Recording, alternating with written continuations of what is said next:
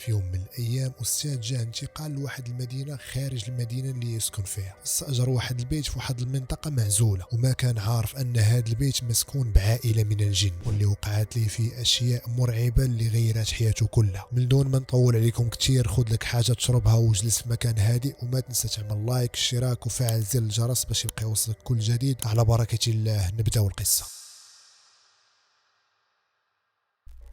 السلام عليكم ورحمة الله وبركاته. نتمنى تكون أموركم طيبة وتكونوا في أحسن حال. قصتنا تبدأ مع شخص اسمه محمد كان متزوج ورازق الله بولدين، وكان يشتغل كمدرس. في يوم من الأيام جاه انتقال للمدرسة في مدينة أخرى بعيدة على المدينة اللي كان يسكن فيها هو وعائلته. في الأول كان متوتر لأنه غيترك زوجته وأبنائه لوحدهم، ولكن في الآخر استسلم الأمر الواقع بحكم أنه مصدر رزقه. المهم جمع أغراضه وودع عائلته وانتقل للمدينة الجديدة، وبمجرد ما وصل للمدينة ما كان عارف حتى شيء أو أي شخص فيها، فبدا يبحث على مكان يسكن فيه وبصعوبة باش تمكن أنه يوجد شقة صغيرة. المهم بدا العمل في المدرسة الجديدة بشكل طبيعي، وكان يزور عائلته في العطل ونهاية كل أسبوع، رغم أن المسافة بين المدينتين كانت بعيدة. وظل على هذا الحال لسنة كاملة، وكان دائما يراسل وزارة التعليم يحكي لهم على ظروفه وعلى أنه حاب يرجع لمدينته، ولكن من دون نتيجة. ومع بداية السنة الثانية بدا يفكر أنه يبحث على شقة كبيرة ويجيب زوجته وأبنائه ويعيشوا معه، وقرر أنه يستقر في هذه المدينة. فحكى لزوجته على الموضوع، ومن دون ما تردد وافقت بسرعة على أنهم يستقروا في المدينة اللي يعمل فيها، على الأقل يكونوا مجتمعين في مكان واحد. المهم محمد اتجه لمكتب واحد السمسار، قال لي أنه حاب يستأجر بيت يكون متسع ل4 أشخاص والثمن ديالو ما يكون كبير. فقال لي السمسار اترك لي الرقم ديالك، وإذا وجدت أي بيت بهذه المواصفات نتصل بك. وبعد 10 أيام اتصل بي السمسار. السلام عليكم. وعليكم السلام. قال لي وجدت لك واحد المنزل في واحد المكان هادئ ومنعزل وفيه نفس المواصفات اللي طلبتي، وخبروا بالثمن ديالو. محمد انصدم من الثمن لأنه كان رخيص بشكل غير طبيعي، خصوصا بعد ما وصف ليه البيت وحتى المكان اللي متواجد فيه. فقال محمد هذه فرصة لا تعوض، وقبل بسرعة. وبعد ما شاف محمد صور البيت تفاجأ أكثر، لأنه فعلا كان كبير ومنظم وكل شيء في مكانه، لدرجة كان يقول مستحيل صاحب البيت يكون واعي بالشيء اللي عمله. بيت مثل هذا بهذا الثمن رخيص. المهم محمد اتصل بزوجته، قال لها جمعوا أغراضكم وجيوا لعندي، راه وجدت واحد البيت نسكنوا فيه. محمد وعائلته كلهم كانوا فرحانين، لأن بعد سنة أخيرا غيتجمعوا مرة أخرى في بيت واحد. المهم جات عنده العائلة، وفي اليوم التالي اتصل بالسمسار، قال ليه البيت جاهز. قال ليه بيتك جاهز، نتقابلوا في المكان الفلاني ونسلمك المفاتيح. وفعلا جمعوا أغراضهم واتجهوا للبيت. وبعد ما وصلوا الكل كان متفاجئ، لأن البيت فعلا كان كبير، ولكن لاحظ بجنب البيت كان كأنه مهجور المدة، كأن حتى شخص مسكن فيه لفترة طويلة. ولكن بمجرد ما فتح الباب تفاجأ تماما من الشكل اللي كان يظهر عليه بالخارج. وجد أن كل شيء فيه كان مرتب ونظيف، وحتى الغرف كانت كبيرة، والكل كان فرحان لدرجة أن محمد يقول أنه أول مرة يحس بنفسه محظوظ. المهم بدأوا يوضعوا أغراضهم ويرتبوا في بعض الأشياء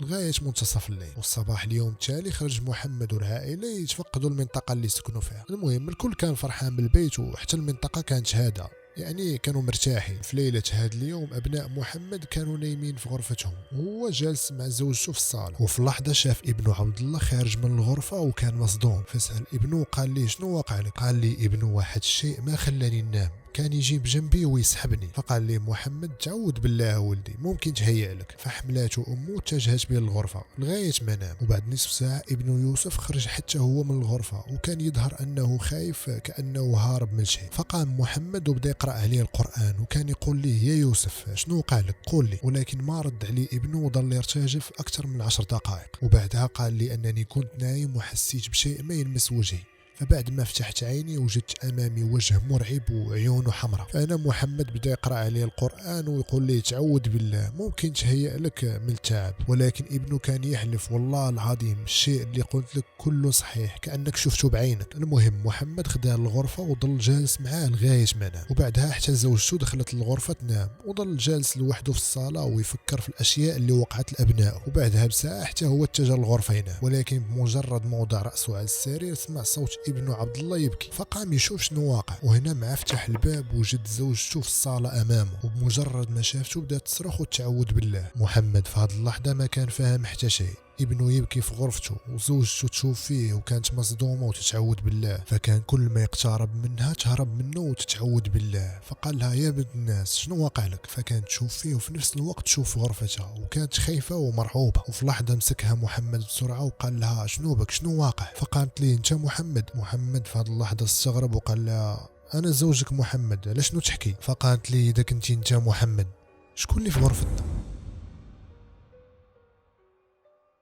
في هذه اللحظة محمد قال لها على شنو تحكي؟ شكون اللي يكون في الغرفة؟ فكانت تشوف فيه وتشوف في الغرفة وكانت خايفة ومصدومة، ولكن ظلت تقول لي أنني الآن نتكلم معك وفي نفس الوقت نشوفك جالس في الغرفة. وفي نفس الوقت كان يسمع صوت بكاء ابنه عبد الله يزيد يعلى، فتركها واتجه لغرفة ابنه. وهنا وجد ابنه يشوف سقف الغرفة ويبكي وكان يرتعش من الخوف. وحتى ابنه الآخر يوسف كان مصدوم، فقال لهم شنو واقع؟ فقال لي عبد الله كنت نايم وحسيت بشيء يسحبني، وبعد ما فتحت عيني وجدت مخلوق في سقف الغرفة يشوف فيا بطريقة غريبة كأنه طفل صغير ولكن على جسمه شعر كتير. وفجأة قفز بسرعة ومسكني أنا ويوسف من شعرنا بقوة، وبعدها اختفى. وتذكروا معايا كتير هذا الشيء اللي وقع لأبناء محمد، لأنه غيتحول لشيء صادم في الأخير. محمد بدا يقرأ على أبناء القرآن ويحصرهم ويقول لهم أنه ممكن يكون كابوس من أجل أنه يهدنهم، ولكن كان حاس أن هذه الأشياء اللي وقعت لأبنائه وزوجته وراءها شيء مرعب وماشي طبيعي. فنخدى أبنائه يناموا بجنبه هو وزوجته، ولكن زوجته ظلت تقول لي أن هذا البيت ماشي طبيعي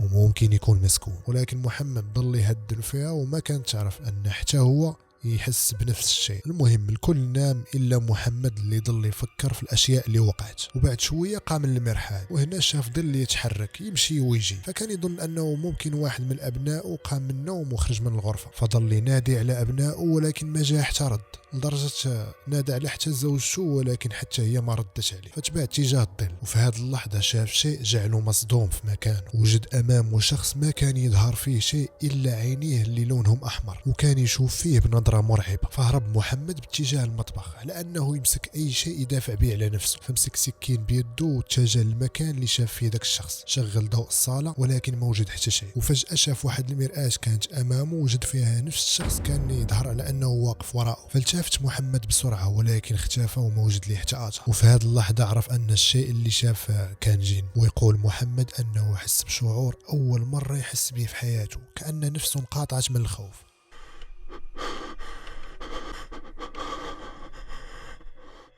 فحاول أنه يرجع لغرفته وهو مصدوم من الشيء اللي شاف، ولا زال مخرج من الصدمة وجد في طريقه قطة سوداء مخيفة كانت تشوف فيه بنظرات مرعبة وفجأة اختفت. وكل هذا أمام أعين محمد. في هذه اللحظة ما كان عارف شنو يعمل، لدرجة بدا يشك إذا كان كابوس أو فعلا هذا الشيء اللي يشوف فيه حقيقي. وفي اللحظة اللي كان متجه لغرفته لاحظ أن غرفة أبنائه مفتوحة والضوء ديالها حتى هو مفتوح، فاستغرب وقال الغرفة كيف مفتوحة؟ أبنائي نايمين بجنب أمهم وأنا اللي قفلت غرفتهم بيدي. فدخل الغرفة ولكن ما وجد فيها حتى شيء، ولكن بمجرد ما التفت وجد وراءه زوجته كان شكلها غريب. قال لها شنو واقع لك وشنو اللي خرجك من الغرفة؟ ولكن ما تكلمت معه حتى بكلمة واحدة وتركاته ودخلت المرحاض وقفلت على الباب. محمد بدا يحس كأنه في فيلم رعب وعقله ما كان مصدق كل هذه الأشياء وكل هذا الرعب اللي تعرض ليه في ليلة واحدة. المهم جلس ينتظر زوجته تخرج من الحمام ويتكلم معها، ولكن في هذه اللحظة شاف أن في غرفته الزوجة ديالو نايمة بجنب أبنائه. محمد ما كان مصدق اللي يشوف فيه،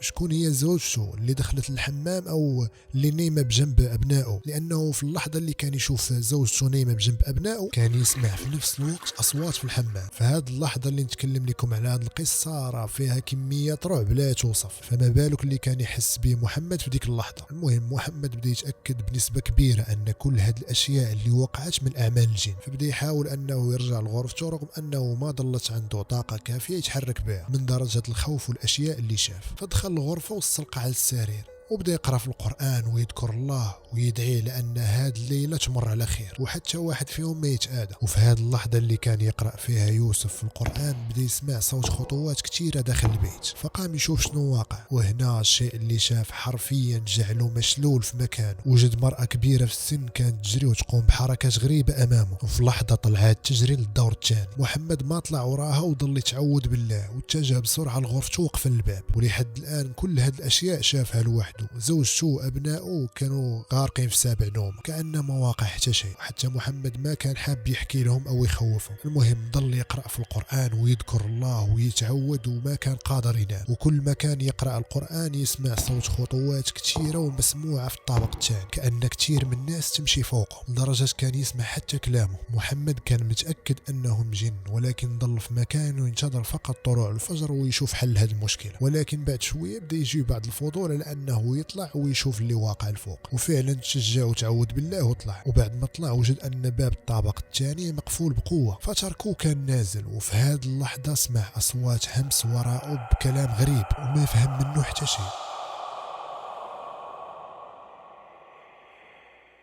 فرجع وفتح الباب بقوة، ولكن موجد حتى شيء على مصدر الخطوات أو الأصوات اللي كان يسمع. فوجد واحد النافذة مفتوحة، وبعد ما طل منها تفاجأ من الشيء اللي شاف. وهنا شاف شيء عمره ما ينساه في حياته. وجد مرأة كبيرة في السن وشعرها أبيض واضح، وبجنبها أطفال صغار شكلهم غريب وما تشبه نهائيا لشكل البشر. وفي لحظة رفعوا كلهم رأسهم وكانوا يشوفوا فيه. محمد من شدة الخوف طلع رأسه من النافذة واتجه بسرعة لغرفته، وكان يرتعش من الخوف. وفي هذه اللحظة فاقد زوجته وجدته في هذه الحالة مرعوب وجسمه كله يرتعش. قالت لي شنو بك، شنو قالك؟ ولكن محمد ما كان قادر ينطق حتى بكلمة واحدة. ظلت تهدن فيه لغاية ما استرجع النفس ديالو، ولكن قال لها موقع حتى شيء، وعمل نفسه كأنه هنا. وهنا عرف السبب اللي جعل صاحب البيت يأجره بهذا الثمن الرخيص رغم أنه كان كبير وفخم. وفي اللحظة اللي بدا يحس محمد أن الوضع تهدن شوية، سمع صوت غرفة أبنائه انفتح، وكان يسمع صوت خطوات مرة أخرى. فتعود بالله وقام يشوف شنو واقع، رغم أن في كل مرة يخرج من غرفته ويشوف أشياء مرعبة. فبعد ما خرج تفاجأ أن باب غرفة أبنائه مقفول. فبدأ يقول أن ممكن من الأشياء اللي شاف هذه الليلة صار يتهيأ لي أكثر من اللازم. وفي اللحظة اللي كان راجع لغرفته سمع صوت باب غرفة أبنائه انفتح مرة أخرى. هنا ضل مصدوم وما قادر يتحرك من مكانه، وكان ينتظر فقط الشيء اللي يطلع ليه من الغرفة. يعني استسلم الأمر الواقع، ميت أنا تعودت على هذه الأشياء. وفي هذه اللحظة وجد المرأة العجوز اللي شافها بالأول، ولكن هذه المرة كان وجهها مشوه وشكلها مرعب. فهرب بسرعة ودخل غرفته وقفل عليه الباب. وهنا وقع شيء اللي جعل كل العائلة خايفة ومرعوبة. بعد ما دخل محمد الغرفة بدا يسمع كل أبواب البيت تفتح وتقفل بقوة من دون توقف، لدرجة زوجته وأبنائه استيقظوا وكانوا يبكيوا ويصرخوا وما كانوا عارفين شنو واقع. محمد ما كان عارف شنو يعمل من غير أنه يقرأ القرآن بصوت عالي، وكل ما كان يرفع صوته في القراءة حتى أصوات الأبواب كانت ترتفع أكثر. ولكن بعد شوية بدأت تقل الأصوات لغاية ما اختفت نهائيا. فالكل كان مرعوب، وزوجته كانت تقول لي أن قلت لك هذا البيت مسكون ولازم نخرجوا منه. فضل يهدن فيها وفي أبنائه بأن بمجرد ما يطلع الصباح نخرجوا من هذا البيت المشؤوم. ولكن في هذه اللحظة اللي كان يهدأ فيهم سمعوا صوت دق في باب غرفتهم. فبدأ يتعود ويذكر الله ويخاطب الشيء اللي دق عليهم بصوت عالي. شنو تحبوا منا؟ احنا ما عملنا لكم شيء ولا أذيناكم، تركونا في حالنا. وفي هذه اللحظة جاء آذان الفجر وبدأ يرجع الهدوء للبيت، وكلهم ارتاحوا بعد ما سمعوا الآذان. ومن شدة التعب والأشياء اللي شافوا في هذه الليلة محمد وعائلته كلهم ناموا من دون ما يحسوا. وبمجرد ما استيقظوا في الصباح جمعوا أغراضهم وخرجوا بسرعة من المنزل واتجهوا لأقرب فندق. فضل محمد يتصل بالسمسار ويقول لي على كل هذه الأشياء اللي وقعت، ولكن ما كان يرد عليه. فراح للمكتب عنده ولكن وجد المكتب مقفل. فبدأ يسأل عليه ناس المنطقة وقالوا لي أنه يحل مرات قليلة لدرجة أنه يختفي لشهور وما نعرفوا المكان اللي يسكن فيه. فقال لهم محمد على الأشياء اللي وقعت معه في البيت اللي أجر له وبأنه مسكون. فهنا الكل بدا يتجاهلوا وتركوه لوحده. وعرف أن كل أهل المنطقة كانوا يعرفوا أن البيت مسكون بالجن، وفهم السبب اللي جعل صاحب البيت يأجر ليه بدك الثمن الرخيص. المهم محمد جمع أغراضه وانتقل من المدينة كلها، اتجه للمدينة اللي كان يسكن فيها في الأول، وما كان يفكر في العمل أو شيء آخر. ولكن بعد مدة جاء قبول طلب انتقال اللي كان مقدمه للوزارة في الأول، الأساس أنه يدرس في مدينته. ولكن للأسف فرحته ما كملتش بعد ما أبنائه بدأت تظهر عليهم أشياء غريبة. وهنا نرجعون نذكركم في اللحظة اللي مسك ذاك المخلوق أبناء محمد من شعرهم. المكان اللي مسكهم منهم في شعرهم رجع لونه كله أبيض. محمد كان يمشي بهم الكثير من الشيوخ والرقاة، ولكن لحد الآن من دون فائدة، ولا زالوا يعانيوا من نفس المشكل. فالله يعافيهم ويعافينا ويحفظ كل واحد من أي شر. فهنا نكون وصلنا لنهاية القصة. ونصيحة لأي واحد كان حاب يسكن في بيت جديد يحاول أنه يزوره في الأول ويعرف إذا كان مؤهل للسكن أو لا، لأن كثير من ومرات نسمعوا بعض الاشخاص وقعوا لهم مثل هذه الاشياء او اكثر. فما تنسوا تعطيونا الراي ديالكم في التعاليق، واذا اي شخص وقع معه مثل اللي قلنا في القصه او اي شيء غريب وحاب نتكلم عليه يدخل عندي الانستغرام ويحكي لي عليه. وكيف دائما نشوفكم في فيديو جديد ان شاء الله.